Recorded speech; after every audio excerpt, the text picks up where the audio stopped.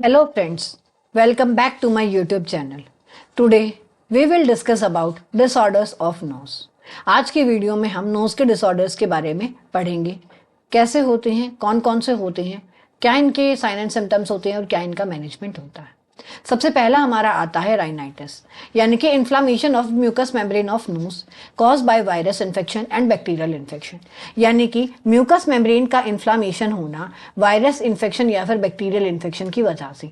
जैसा कि हमारा नोज का स्ट्रक्चर नीचे दिया गया है, जो नॉर्मल हमारा ये होता है हमारा superior sinus, middle sinus and inferior sinus. अगर इस यहाँ पर कोई भी इन्फ्लामेशन होता है या इन्फेक्शन की वजह से कोई भी इन्फ्लामेशन होता है, उसको हम क्या बोलते हैं, राइनाइटिस बोलते हैं।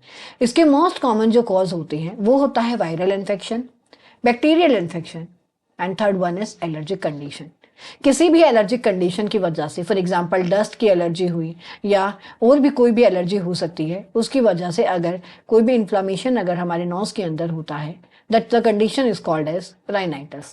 साइन एंड सिम्टम्स हमारे आते हैं राइनोरिया यानी कि running nose, excess drainage from the nose, नाक का बहना यानी कि जुकाम जिसको हम बोलते हैं, उसको साइंटिफिकली या मेडिकली टर्म में राइनोरिया बोलते हैं।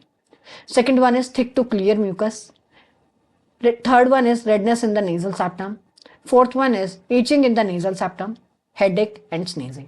नॉर्मली अगर हमें जुकाम भी होता है तब भी हमें हेडेक और स्नीजिंग देखने को मिलता है, तो ये हमारे कॉमन साइन एंड सिम्टम्स होते हैं। इसके बाद था हमारा itching in the nasal septum, तो ये हमारी नेजल सेप्टम जो होती है इसके अंदर ईचिंग हमें देखने को मिलती है। Redness in the nasal septum, और जो हमारी यहाँ पे जो ये हमारा नोज होता है यहाँ पे रेडनेस हो जाती है। डायग्नोसिस की अगर हम बात करें तो राइनोस्कोपी यानी कि जो हमारे एक्सटर्नल नॉस्ट्रल्स होती हैं वहाँ से tube like structure, tube like instrument insert किया जाता है और विजुअलाइज किया जाता है नोज के इस एरिया को, so that we can able to identify which infection it is और whether the infection is there और नॉट। Next is allergen test. जिस भी चीज़ से हमें एलर्जी है उसका टेस्ट किया जाता है कि हमें किस चीज़ से एलर्जी है, सो दैट हम नेक्स्ट टाइम उस चीज़ को अवॉइड कर सकें और उस चीज़ से प्रिवेंशन कर सकें। इसके बाद आता है हमारा मैनेजमेंट। मैनेजमेंट इस जो है इसका सिम्टोमेटिक होता है। सिम्टोमेटिक मैनेजमेंट का मतलब होता है कि जो जो साइन एंड सिम्टम्स हमें देखने को मिल रही हैं हम उनको ट्रीट करते जाएंगे। जैसे कि फॉर एग्जांपल अगर हमें स्नीजिंग या हेडेक देखने को मिल रहा है तो हम हेडेक के लिए कोई मेडिकेशन ले सकते हैं, स्टीम ले सकते हैं राइनोरिया के लिए, ये सारी चीज़ें हम करते हैं। अगला आता है हमारा कॉम्प्लिकेशंस। कॉम्प्लिकेशंस के अंदर आता है हमारा LRTI यानी कि lower respiratory tract infection. LRTI क्या होता है, lower respiratory tract infection. Complications कब अराइज होते हैं, कॉम्प्लिकेशंस हमेशा तभी अराइज होते हैं जब हम उस डिजीज कंडीशन को प्रिवेंट नहीं कर पाते, मैनेज नहीं कर पाते या उसका कोई भी प्रिकॉशंस या मैनेजमेंट नहीं कर पाते, उस कंडीशन के अंदर हमारा कॉम्प्लिकेशंस अराइज होता है। इसके बाद कॉम्प्लिकेशन होता है हमारा निमोनिया। ये था हमारा राइनाइटिस। इसके बाद हमारी डिजीज कंडीशन आती है एपिस्टेक्सिस, या हमारा डिसऑर्डर्स आता है epistaxis. Epistaxis is defined as acute hemorrhage from the nostrils, nasal cavity or the nasopharynx. It is frequent emergent department complaint and often cause significant anxiety in patient and clinics. Epistaxis को अगर हम simple भाषा में बोले तो ये होता है नोज ब्लीड, यानी कि नकचीरी आना, उसको हम साइंटिफिक या मेडिकल लैंग्वेज में हम बोलते हैं एपिस्टेक्सिस। कहाँ कहाँ से, नॉस्ट्रल, नेजल कैविटी और नेजोफेरिंग्स के अंदर अगर कोई भी इंजरी हो जाती है या ट्रॉमा होता है या हाइपरटेंशन की वजह से ये कंडीशन अराइज होती है, वहाँ की आर्टरीज जो हैं वो रप्चर हो जाती हैं, जिसकी वजह से हमें एपिस्टेक्सिस देखने को मिलता है।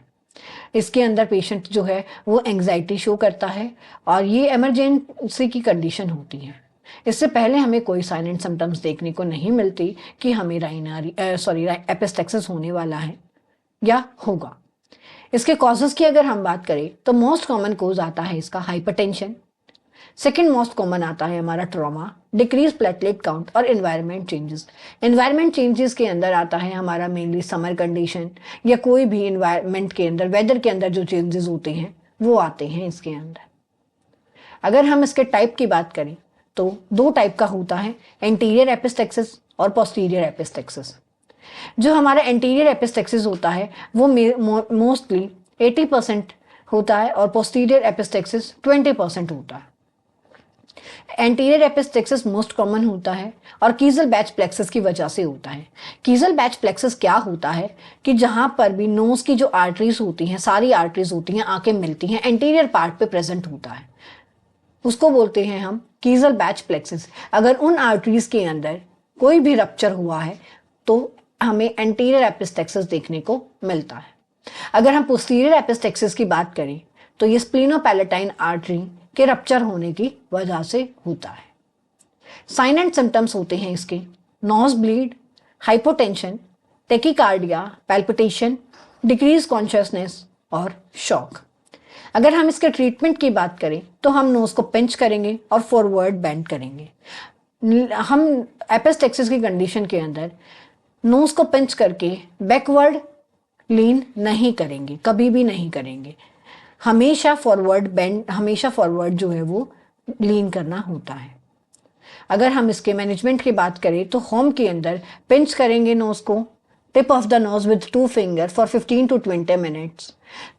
Sit up slightly, lean forward and tilt head forward.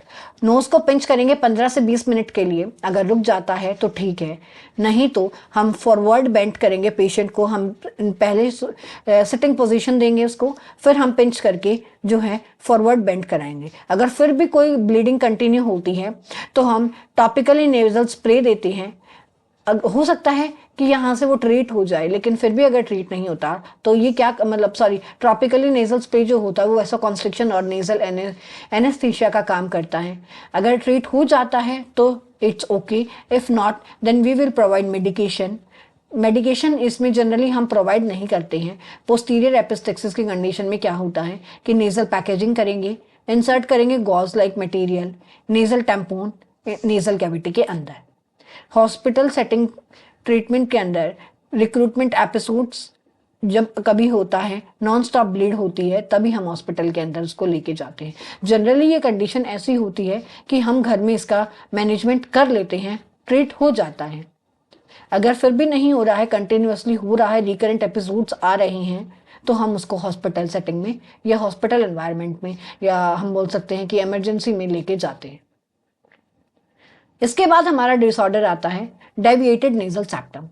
ये हमारा जो नोज हमने पढ़ा था, ये हमारा नोज होता है। यहाँ पे जो ये प्रेजेंट होता है, जो हमारे राइट और लेफ्ट नॉस्ट्रल को डिफरेंशिएट करता है, उसको बोलते हैं नेजल सेप्टम। अगर ये डेविएट हो जाती है तो उस डिसऑर्डर को हम बोलते हैं डेविएटेड नेजल सेप्टम। जैसा कि हमने आगे एक पिक्चर में दिखाया है, ये होता है हमारा नॉर्मल, ये है हमारी नॉर्मल कंडीशन। अगर इसमें स्लाइटली डेविएशन देखने को मिलता है, that is deviated nasal septum. इसको हम बोलते हैं deviated nasal septum. Shift of nasal septum on one side, एक तरफ नेजल सेप्टम का डेविएट हो जाना क्या कहलाता है? Deviated nasal septum. इसकी कॉजेस की अगर हम बात करें तो कोई ट्रॉमा हो गया या बर्थ के टाइम पे कोई इंजरी या फिर ट्रॉमा हो गया, उस कंडीशन में होता है। साइन एंड सिम्टम्स की बात करें, स्नोरिंग का मतलब होता है खराटे लेना, डिफिकल्ट इन ब्रीथिंग, सांस लेने में डिफिकल्टी होना। डायग्नोसिस की बात करें हम, राइनोस्कोपी जो ऊपर मैंने बता दिया था। और अगर मैनेजमेंट की बात करें तो राइनोप्लास्टी यानी कि reconstruction of nose cosmetic surgery, septoplasty reconstruction of the nasal septum. यानी कि ये जो डेविएटेड नेजल सेप्टम है, इसको हम आर्टिफिशियली जो है वो एक अलाइनमेंट में लेके आते हैं सो दैट हम डेविएटेड नेजल सेप्टम जो हमारी कंडीशन है उसको ट्रीट कर सकें। इसको हम सेप्टोप्लास्टी बोलते हैं। राइनोप्लास्टी भी reconstruction of nose and cosmetic surgery. जो हमारी ये सेप्टम है, इसको हम ट्रीट करते हैं सेप्टम को अलाइनमेंट में लेके आने के लिए। आई होप आप सबने अच्छे से पढ़ा होगा, आप सबको अच्छे से समझ में आया होगा। If you have any doubt please let me know in comments. Thanks for watching. Please like, share and subscribe. Thank you so much.